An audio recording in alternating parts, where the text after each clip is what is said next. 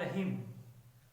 Knowledge tutor के इस platform से शॉर्ट हैंड के एक और लेक्चर के साथ मैं आपकी खिदमत में हाजिर हूँ। आज हम जो सर्कल पढ़ने वाले हैं, शॉर्ट हैंड की जो सीरीज है सर्कल्स की, इनमें से एक सर्कल जो छोटा सा सर्कल था जिसे हम स्मॉल सर्कल कहते हैं, जो एस और जेड यानी स और ज को रिप्रेजेंट करता था, जिसको हमने ऑलरेडी पढ़ा हुआ है। उसके बाद आज हम जो उससे बड़े साइज का सर्कल पढ़ रहे हैं, ये सेस, सेज और जेस की आवाज के लिए इस्तेमाल होता है। शॉर्ट हैंड में कॉन्सेप्ट है सर्कल का, जो छोटा सर्कल है एस और जेड की आवाज देता है। ये तीनों पोजीशंस में आता है और हर स्ट्रोक के साथ आता है। रूल्स मैंने आपको बताए हैं। आज हम जो सर्कल पढ़ रहे हैं वो साइज में उससे बड़ा है, यानी ये जो आवाज देता है जैसे सेज, सेस, सेज और जेस आवाज के लिए आता है। इसका इस्तेमाल सिर्फ बीच में, यानी किसी वर्ड के बीच में और आखिर में होता है। ये कभी भी शुरू में नहीं आता है। यानी इसका इस्तेमाल किसी भी वर्ड के या तो बीच में आएगा या फिर आखिर में आएगा। ये सेस, सेज और जेस सर्कल कभी भी लफ्ज के शुरू में नहीं आ सकता है। यहाँ पे मैंने एग्जांपल्स कोट किए हैं। इससे पहले मैं आपको बताते चलूं कि इसके साथ सारे वही रूल्स है जो सर्कल्स के साथ हैं। यानी सर्कल कर्व स्ट्रोक में हमेशा इनसाइड बनता है, तो ये सर्कल भी इनसाइड बनेगा। स्ट्रेट स्ट्रोक में हमेशा एंटी क्लॉकवाइज मोशन में बनता है, तो ये सर्कल भी हमेशा एंटी क्लॉकवाइज मोशन में बनेगा। और बनता हमेशा एंड में है, तो शुरू में इसकी बात ही नहीं करते हैं।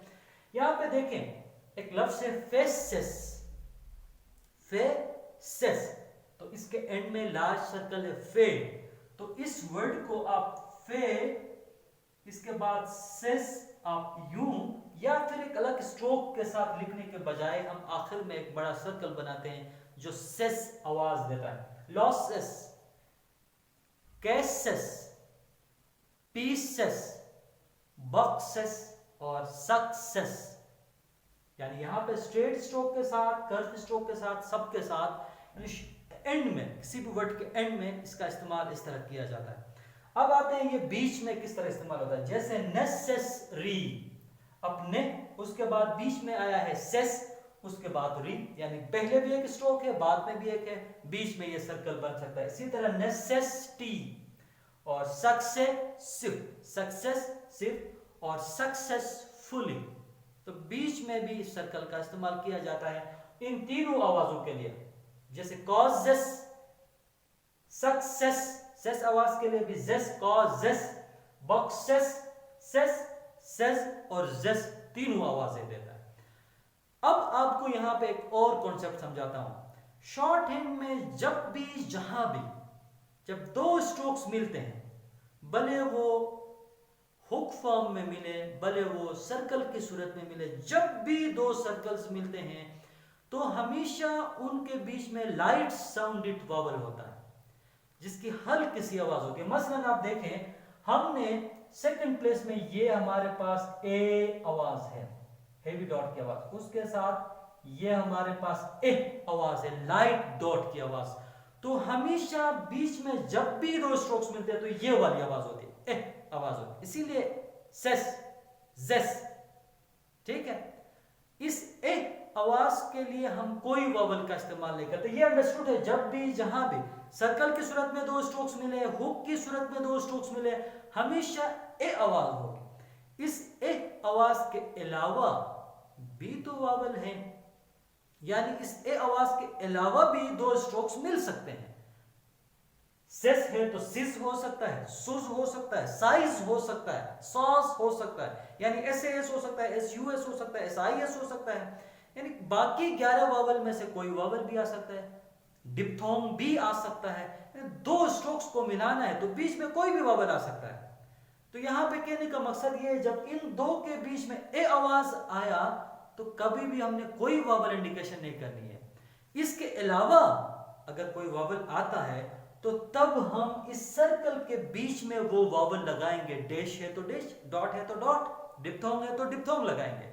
अब यहां पे वो एग्जांपल्स हैं, जैसे बेसिस, अगर हमारे पास लफ्ज बेसिस होता तो इस डॉट की जरूरत नहीं थी, हमने डॉट नहीं लगाना था। सिस आवाज अंडरस्टूड है। ये लफ्ज है बेसिस, यानी एस और एस तो मिले हैं लेकिन बीच में ई आवाज है, तो इस ई आवाज के लिए हमें डॉट लगाना पड़ेगा। यानी थर्ड प्लेस की ई आवाज है तो हम डॉट सर्कल के बीच में लगा देते हैं। इसी तरह इंसिस्ट, अब यहां पे देखें नेसेसिटी, सेस था नहीं लगाया, यहां पे सिस है, इंसिस, हम सर्कल के बीच में वावल लगा देंगे। इसी तरह एग्जॉस्ट, एस और एस के बीच में अ आवाज है, एग्जॉस्ट, हमने डेश वावल लगाया है। इसी तरह सेंसस, सेस होता हम नहीं लगाते, ये अंडरस्टूड है। अ आवाज है, सेंसस, अ डेश है तो हमने डेश लगा दिया। इसी तरह डिप्थोंग भी आ सकता है, एक्सरसाइज, एस और जेड के बीच में आई आवाज, साइज, तो हमने आई वाली अलामत हमने यूज की है जो कि डिप्थोंग की है। तो एक्सरसाइजेस, इवन एक्सरसाइजेस भी हो सकता है, तो इसी एंगल में घुमा के हम सर्कल बना सकते हैं। तो कहने का मकसद ये है, जब भी दो स्ट्रोक्स मिलते हैं सर्कल के सूरत में, तो हमने ए आवाज से जो भी मिला हमने बीच में वावल नहीं लगाना है, ये अंडरस्टूड है। जब वावल नहीं लगाएंगे तो वहां ए आवाज है, सेस, सेस या जेस। अब इसके अलावा भी तो वावल आ सकता है जिससे दो स्ट्रोक्स मिल सकते हैं। तो ऐसी सूरत में जिस वावल से मिले हैं उस वावल को इस सर्कल के बीच में लगाना है। तो ये था आज का लेक्चर। इस चैनल को सब्सक्राइब करना ना भूलिएगा। बहुत शुक्रिया।